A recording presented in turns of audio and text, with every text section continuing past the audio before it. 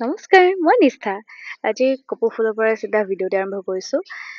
আজি আমাৰ অনুষ্ঠান আছে লক্ষীপুৰত। আমি গোটেইখিনি গৈ আছোঁ আৰু গল্প দি গৈয়ে পালোঁ। কিন্তু আজি বহুত দেৰি হ'ল আৰু যিহে ৰাস্তা। তাৰ পৰা গৈ ড্ৰেছ কৰি মেলি ধুনীয়াকৈ বিহুখন মাৰিলোঁ। বেছি সময় নালাগিল বাৰু। তাৰপাছত বিহুখন মাৰি আমি চালোঁ এটি কৃষ্টি দল, যোনটো আছিল বঙাইগাঁও। তাৰ পৰা আমি গ'লোঁ ভাত খাবলৈ, আৰু আজি ভাত খাওঁতে বেচাৰা ঋষিকক শান্তিত খাব দিয়া নাই। এয়া হৈছে নীলগ্ৰীপ, একদম ধুনীয়াকৈ ভাত খাই আছে, একদম জোকাই মাৰিছোঁ আজি গোটেইকেইটাক ভাত খাওঁতে। এয়া হৈছে মাধুৰ্য হা, ই শুই আছে, অলপ পিছত ইয়াৰ অৱস্থা চাব দেই।